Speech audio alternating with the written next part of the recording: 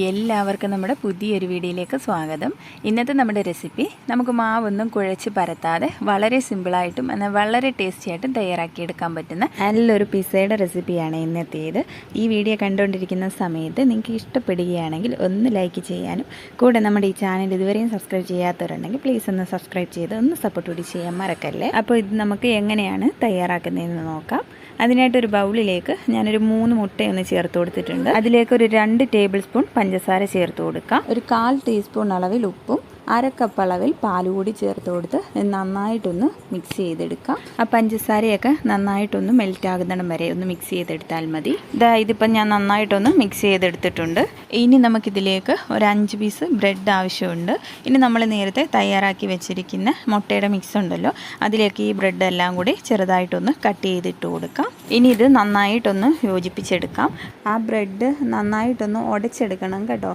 ഞാനിതിപ്പോൾ നന്നായിട്ടൊന്ന് മിക്സ് ചെയ്തെടുത്തിട്ടുണ്ട്. ഈ ഒരു രീതിക്ക് വേണം നമ്മൾ മിക്സ് ചെയ്തെടുക്കാനായിട്ട്. ഇനി ഒരു പാനിലേക്ക് 1-2 ടേബിൾ സ്പൂൺ ഓയിൽ ഒഴിച്ച് കൊടുക്കാം. ഇപ്പോൾ ഓയിലിന് പകരം നിങ്ങൾക്ക് ബട്ടർ വേണമെങ്കിൽ എടുക്കാവുന്നതാണ്. വെളിച്ചെണ്ണ ഇതിലേക്ക് ചേർത്ത് കൊടുക്കരുത്. എന്നിട്ട് നമ്മൾ നേരത്തെ തയ്യാറാക്കി വെച്ചിരിക്കുന്ന ആ മിക്സ് മുഴുവനായും ഇതിലേക്ക് ഇട്ട് കൊടുക്കുക. എന്നിട്ടൊരു സ്പൂണ് കൊണ്ട് എല്ലാ ഭാഗവും ഒരുപോലെ ഒന്ന് ലെവൽ ചെയ്തെടുക്കാം.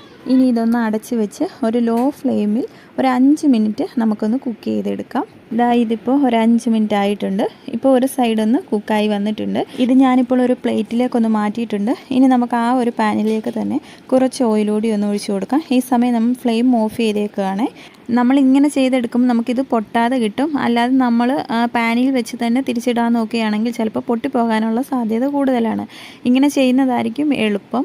ഇതുപോലെ ഒന്ന് തിരിച്ചിട്ടതിന് ശേഷം ഇതിൻ്റെ മുകളിലേക്ക് നമുക്ക് കുറച്ച് ടൊമാറ്റോ സോസ് എല്ലാ ഭാഗത്തും ഒന്ന് ആക്കി കൊടുക്കാം. ഇതൊക്കെ നിങ്ങളുടെ ഇഷ്ടത്തിനനുസരിച്ച് ചേർത്ത് കൊടുക്കാവുന്നതാണ്. നിങ്ങളുടെ ഈ പിസ്സ സോസ് ഉണ്ടെങ്കിൽ അത് ചേർത്ത് കൊടുത്താലും മതി. ഇനി അതിൻ്റെ മുകളിലേക്ക് കുറച്ച് ക്യാപ്സിക്കം വെച്ച് കൊടുക്കാം. നിങ്ങൾക്ക് ഇഷ്ടമുള്ള കളറൊക്കെ വെച്ച് കൊടുക്കാവുന്നതാണ്. അത് ഇതുപോലെ ചെറുതായിട്ടൊന്ന് സ്ക്വയർ ഷേപ്പിലാക്കിയിട്ട് വേണം അരിഞ്ഞെടുക്കാനായിട്ട്. അതുപോലെ തന്നെ കുറച്ച് സവാള ഇതുപോലെ അരിഞ്ഞെടുത്തത് കൂടി ചേർത്ത് കൊടുക്കാം. ഇനി ഇതിലേക്ക് നമ്മൾ തക്കാളിയാണ് വെച്ച് കൊടുക്കുന്നത്. തക്കാളി വെച്ച് കൊടുക്കുമ്പോൾ അതിനുള്ളിലെ ആ സീഡ്സ് ഒക്കെ ഉണ്ടല്ലോ, അതൊന്ന് കളഞ്ഞിട്ട് വേണം അരിഞ്ഞെടുക്കാനായിട്ട്. അതും ഇതുപോലെ സ്ക്വയറായിട്ട് വേണം അരിഞ്ഞെടുക്കാൻ. ഇനി നമുക്കിതിലേക്ക് കുറച്ച് ചീസ് ചേർത്ത് കൊടുക്കാം. ഞാനിപ്പോൾ ഹോം മെയ്ഡായിട്ട് ചെയ്തിട്ടുള്ള ചീസാണ് എടുത്തിട്ടുള്ളത്. മസാല ചീസാണ്. ഇതിൻ്റെ ലിങ്ക് ഞാൻ ഡിസ്ക്രിപ്ഷൻ ബോക്സിൽ കൊടുക്കാവേ. നിങ്ങൾ കാണാത്തവരുണ്ടെങ്കിൽ ഒന്ന് കയറി കണ്ട് നോക്കുക.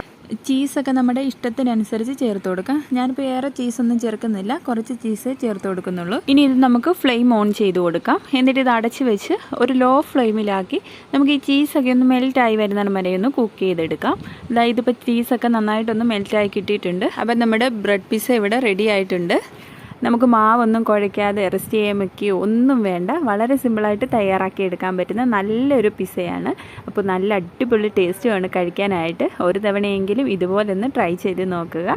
ട്രൈ ചെയ്ത് നോക്കിയിട്ട് നിങ്ങളുടെ ഫീഡ്ബാക്ക് എനിക്ക് കമൻറ്റായി അറിയിക്കുക. ഇന്നത്തെ നമ്മുടെ വീഡിയോ ഇഷ്ടമായിട്ടുണ്ടെങ്കിൽ ലൈക്ക് ചെയ്യാനും കൂടെ നമ്മുടെ ഈ ചാനൽ ഇതുവരെയും സബ്സ്ക്രൈബ് ചെയ്യാത്തവരുണ്ടെങ്കിൽ പ്ലീസ് ഒന്ന് സബ്സ്ക്രൈബ് ചെയ്ത് ഒന്ന് സപ്പോർട്ട് കൂടി ചെയ്യാൻ മറക്കല്ലേ. അപ്പോൾ നല്ലൊരു റെസിപ്പിയുമായി നമുക്ക് വീണ്ടും കാണാം. താങ്ക്